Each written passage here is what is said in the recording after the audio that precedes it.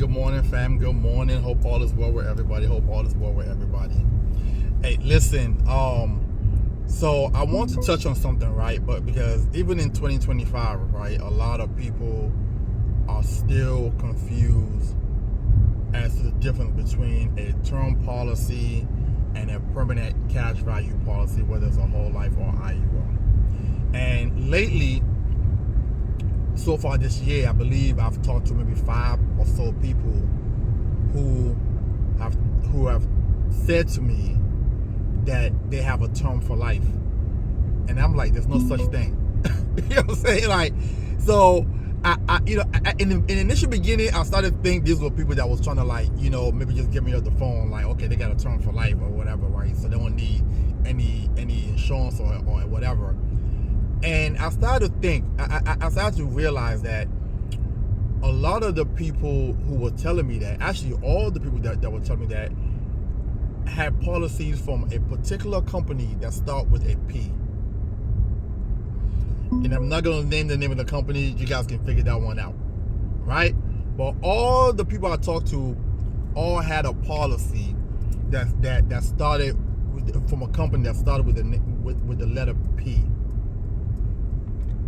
Now,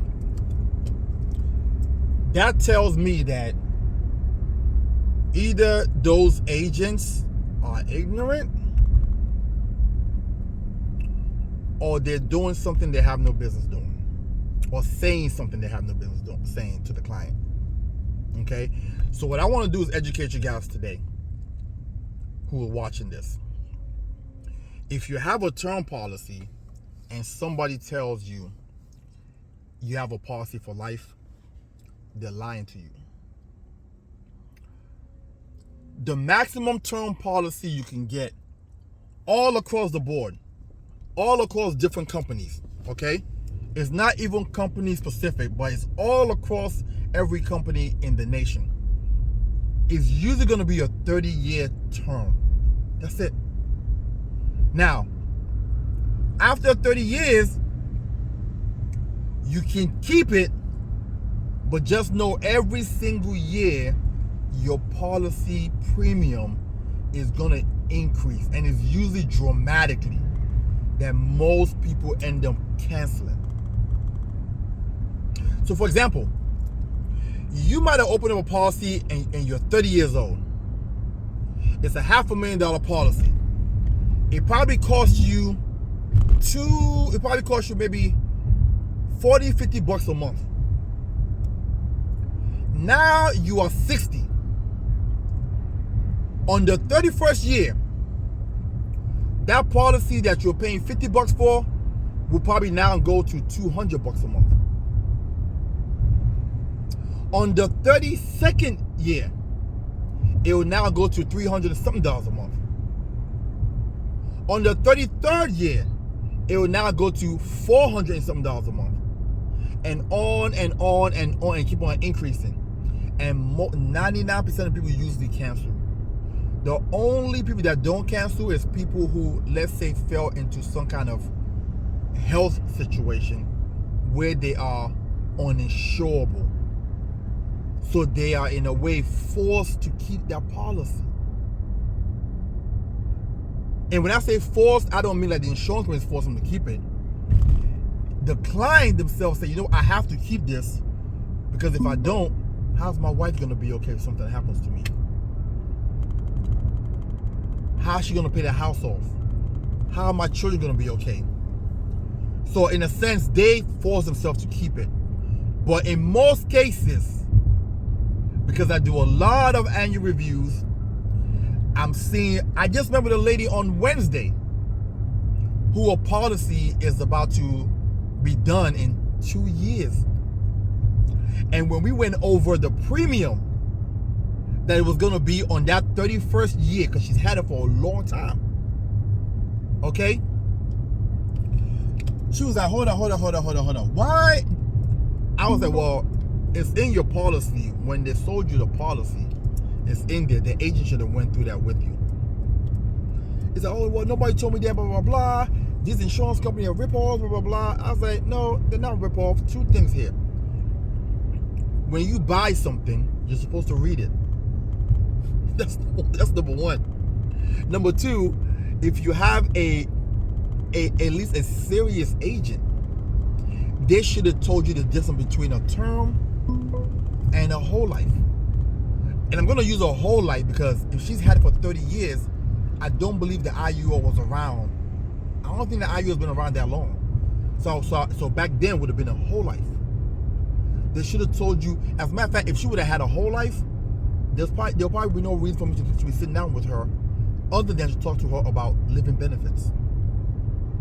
You understand? Because that thing would have grown so much cash value in 30 years. Okay? So, I wanted to let you guys know today, don't let an agent out there tell you that you have a term for life. There's no such thing. It's a lie. Okay?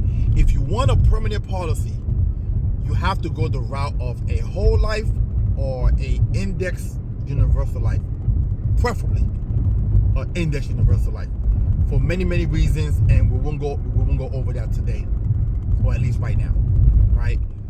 And if you want to know more about why I choose the IUL, the Index Universal Life, you're free to text me and we can set up a meeting at 443-208-5480.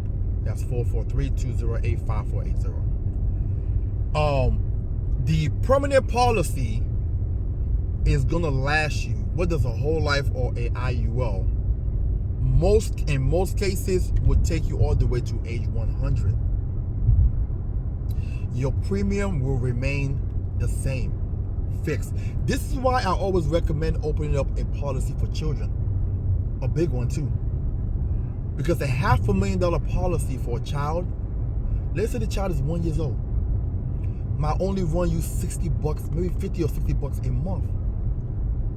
And that child now graduates college, they start their own family. You could now take that policy and say, here you go, son. Here you go, daughter. It's a policy for you to protect your family. Just change the beneficiary. And all you gotta do, son, is pay $60 a month for $500,000 for a permanent policy. As a matter of fact, son, daughter, I've been paying this since you was 1 year old. You're now 25 years old. You might only have to pay this for maybe 5 more years or so, and you don't have to make any more premium payments ever again. Okay? This is one of the reasons why I recommend that. And again, you know, the earlier they start, the cheaper it is.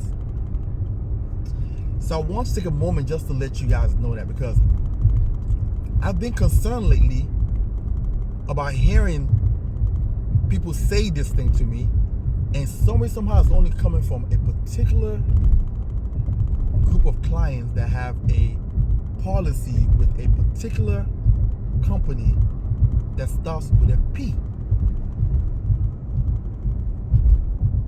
Okay?